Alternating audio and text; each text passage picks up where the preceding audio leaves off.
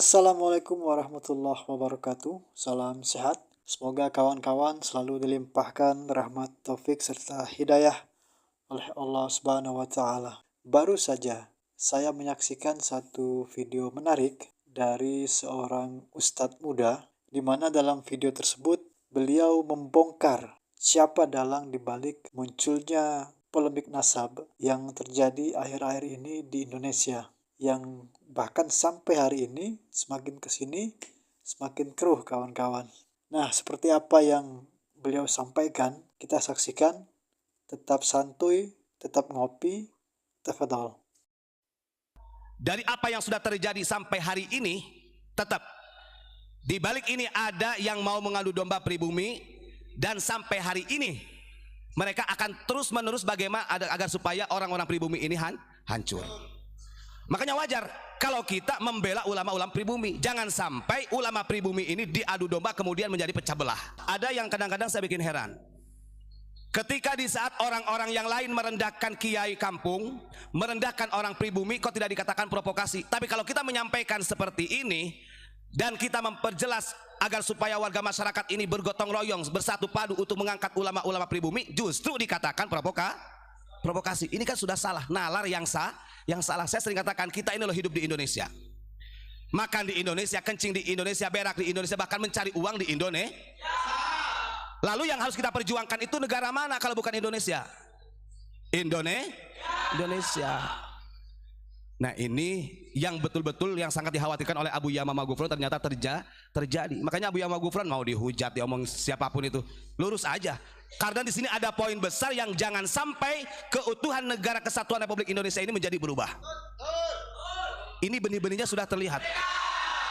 Benih-benihnya sudah terlihat. Saya ulangi lagi yang pertama tadi. Poin pertama yang menjadikan problem besar ini dimulai oleh oknum Habib yang selalu merendahkan ulama-ulama kiai pribumi, dan itu bukan omong kosong, itu nyata. Wajarlah kalau pribumi sampai istilahnya bergerak gitu. Makanya kalau kita lihat, oh betul juga ini yang disampaikan oleh para ulama-ulama sepuh dulu. Pentingnya menjaga lisan, pentingnya saling menghormati. Coba kita buka dalam tafsir Ibnu Katsir. Kita lihat di dalam Al-Quran surat Al-Hujurat ini yang ayat 13 ya. Bismillahirrahmanirrahim. Ya ayyuhan nasu inna khalaqnakum min dzakarin wa untha wa ja'alnakum syu'uban wa qabaila lita'arafu. Ini poin pertama. Kata Allah, di sini yang dipanggil itu adalah nas, semua manusia. Artinya bukan orang muslim, orang beriman saja. Semuanya di sini dipanggil oleh Allah Subhanahu wa taala. Wahai manusia, sesungguhnya telah aku ciptakan di antaramu golongan laki-laki dan perempuan, dan aku jadikan golongan-golongan bersuku-suku, kelompok-kelompok, tujuannya lita'arafu, agar supaya kalian saling mengenal. Makna lita'arafu ini bagaimana? Nah, di sini dijelaskan. Ailiyuhsilat ta'aruf bainahum. Ingat, supaya satu sama lainnya itu bersilaturahim. Ini kalau kita lihat dari ayat ini sudah jauh nih. Kita ini justru bukan bersatu, lebih terpecah belah. Mudah-mudahan kiai-kiai kita, ulama-ulama kita dilindungi oleh Allah Subhanahu wa taala. Dan mudah-mudahan orang-orang yang berniat ingin menghancurkan NKRI ini dimusnahkan sekalian oleh Allah.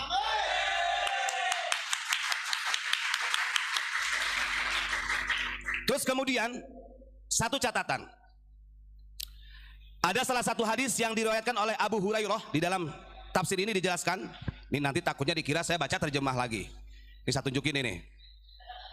Ini kadang orang-orang ini kan, kita ini loh di sini dibelajarkan oleh Abu Yamamah Ghufron.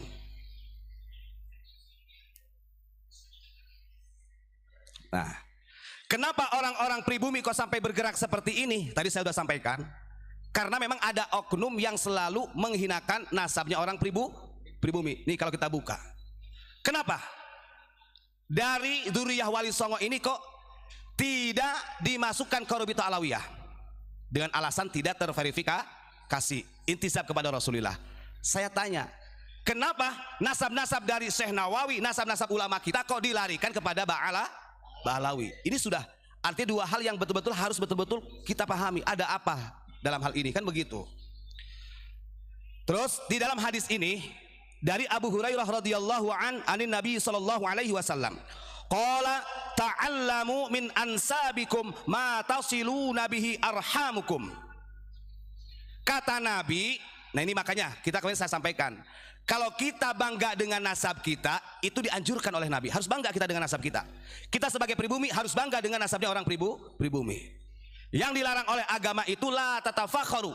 Kalau membanggakan kemudian wa ta'nu bil ansab, menghinakan nasab orang lain, itu yang dilarang oleh agama.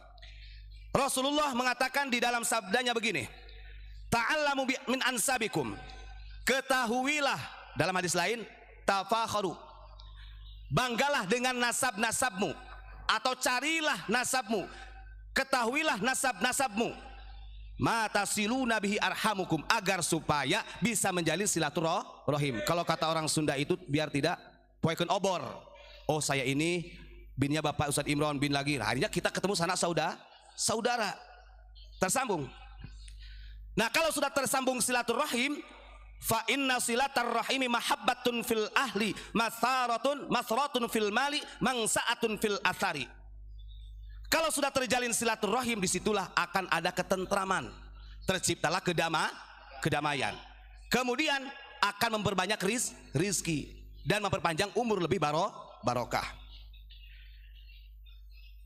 Innama tatafadhaluna indallahi ta'ala bittaqwa la bil ahsabi. Nah, ini catatannya. Di dalam tafsir Ibnu Katsir ini dijelaskan, kalau toh kalian ingin membanggakan, ingin bangga-banggaan di sisi manusia, jangan membanggakan nasab, banggakanlah ketakwaanmu di hadapan Allah. Berarti secara tidak langsung memang dilarang keras. Ini warning keras kalau kita hanya membangga-banggakan nasab. Kemarin sudah saya sampaikan di dalam hadis riwayat Imam Tabrani. Di antara tanda-tanda orang jahiliyah itu justru mereka yang selalu at-tafakhur bil ansab, selalu menyombongkan dirinya bersandar dengan nasab. Yang lebih hebatnya lagi, wa ta'nu bil ansab, ya, suka merendahkan nasab orang lain. Ini terjadi karena dua hal inilah, maka muncullah ulama-ulama pribumi yang ingin membela keutuhan daripada orang pribumi. Ini terjadi, saya yakin masyarakat sadar dan bisa memahami siapa tuh yang memulai, yang selalu membanggakan nasabnya, bahkan menghinakan nasab orang lain. Sampai ada kalimat, Nabi Muhammad itu adalah kakekmu atau kakekku, kan begitu. Ini kan seakan-akan menantang, kan begitu. Ingat, saya sampaikan ini bukan berarti kita berada di pihak orang-orang, tidak. Kita hanya ingin menghimbau kepada masyarakat Indonesia, kita harus hati-hati dengan kondisi seperti ini. Yang menjadi target utama adalah adu domba antar ulama. Ulama mana? Ulama kita, ulama pribumi. Dan ini sudah terjadi, ya Allah. Akhirnya karena kiainya bermusuhan secara ilmiah, saling mencaci, akhirnya murid sama muridnya kiai juga jadi bermusuh. Padahal Abu Ya itu, ya Allah, mengajak, ayo semua pondok kita bersatu, semua kiai bersatu, bangkit semuanya untuk menjaga NKRI. Ini ada oknum-oknum yang ingin menghancurkan persatuan ini, gitu kan? Sedih ya kalau kita lihat, sedih. Saya baca lagi di dalam kemarin yang sudah saya bacakan, ini perlu saya ulangi ya. Kalau hanya sekedar nasab yang dibanggakan, udah saya tulis kemarin ya. Nih, di dalam syarah Sunan Tirmidzi ini kan sudah dijelaskan, inna aktsara ulama'i salafi wal khalafi la ansabalahum yatafakharu biha. Ingat, ulama-ulama salafus soleh dan ulama khalaf yang terdahulu, hampir kebanyakan mereka tidak punya nasab seperti yang sekarang. Nasabnya tidak intisab kepada Rasulullah. Bahkan sebagian mereka al-mawal, adalah budak yang dimerdekakan oleh orang lain. Takti bukti nyata di dalam sejarah, wa ma'adzalika hum sadatul ummah wa yanabiur rahmah. Walaupun mereka tidak intisab kepada Rasulullah, bukti nyatanya para ulama salafus soleh mereka menjadi pemimpin umat. Bahkan wa yanabiur rahmah, menjadi pemimpin yang menjadi sumber tauladan cinta kasih sayang.